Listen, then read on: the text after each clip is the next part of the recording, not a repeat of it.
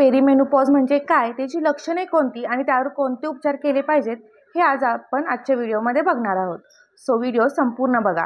Video जर आवडला तर व्हिडिओला लाईक करा, शेअर करा आणि चॅनलला सबस्क्राईब करायला विसरू नका. नमस्कार, मी डॉक्टर स्मिता पाटील स्वागत करत आहे आपलं मराठी यूट्यूब चॅनल ज्याचं नाव आहे आरोग्याचा गुरुमंत्र विथ डॉक्टर स्मिता पाटील. आज मी अत्यंत महत्त्वाचा विषय घेऊन आले आहे.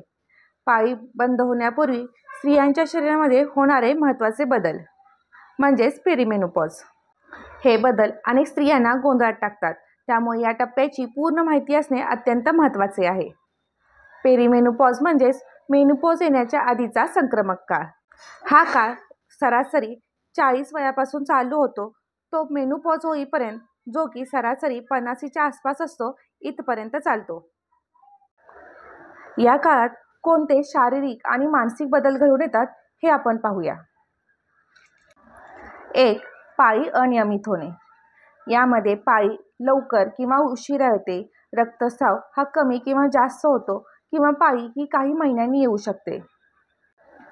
2. Hot flushes. अचानक अंगातून घाम येणे, चेहरा व मान लालसर होणे यासारखे झोपेतून उठवणारे झटके येतात. 3. Night sweat. झोपेतून खूप घाम येणे, झोप मोड होणे. 4. झोपेचा ऱ्हास. यामध्ये रात्रीची झोप लागत नाही किंवा झोपल्या असताना मधीच जाग येते आणि पुन्हा झोप लागत नाही. 5. वजन वाढणे आणि पोटाजवळ चरबी साठणे. हार्मोनल बदलांमुळे मेटाबॉलिझम कमी होते आणि त्यामुळे विशेषतः पोटाच्या भागात चरबी साठते. 6. थकवा जाणवणे आणि ऊर्जा कमी होणे. आणि 7. त्वचा कोरडी होणे आणि केस गळणे. पेरिमेनोपॉजमध्ये हे शारीरिक बदल घडून येतात. त्याचप्रमाणे काही मानसिक बदल देखील होतात, जसे की 1. Mood swing. यामध्ये सतत चिडचिड होणे किंवा आनंदी असताना अचानक रडणे. 2. डिप्रेशन आणि चिंता. यामध्ये आत्मविश्वास कमी होतो आणि एकटेपणाची भावना वाढते. 3. स्मरणशक्ती कमी होणे आणि गोंधळल्यासारखे होणे. यामध्ये विसरभोळेपणा वाढतो आणि निर्णय घेण्यात अडचण येते. पेरिमेनोपॉजमध्ये अंडाशयाचे कार्य हळूहळू मंदावते आणि त्यामुळे इस्ट्रोजनची लेवलही कमी होते. इस्ट्रोजन हा स्त्रीचा लैंगिक हार्मोन असून तो मासिक पाळी, त्वचा, मेंदू, हाडांची मजबूती यांना नियंत्रित करतो. इस्ट्रोजनच्या अस्थिर पातळीमुळे शरीरामध्ये अनेक बदल घडून येतात. इस्ट्रोजनचा मेंदूच्या न्यूरोट्रान्समीटरवर परिणाम होतो, विशेषतः सेरोटोनिन आणि डोपामिन. या काळामध्ये लैंगिक आरोग्यावर देखील परिणाम होतात, जसे की 1.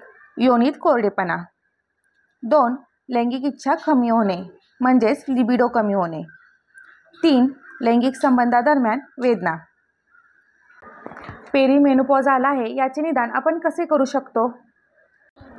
पेरिमेनोपॉज सुरू झाला आहे हे निदान करण्यासाठी डॉक्टर काही टेस्ट करण्यास सांगतात, जसे की 1.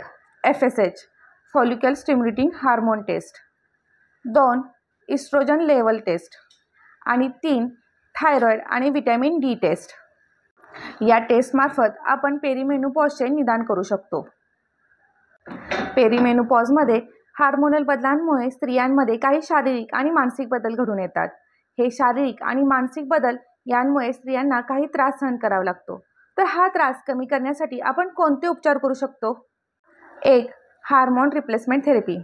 तुम्ही डॉक्टरांच्या सल्ल्याने जर त्रास जास्त असेल तर हार्मोन रिप्लेसमेंट थेरपी करू शकता. 2.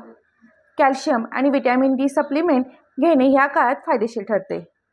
3. झोप सुधारण्यासाठी तुम्ही मेलेटोनिन घेऊ शकता. आणि 4.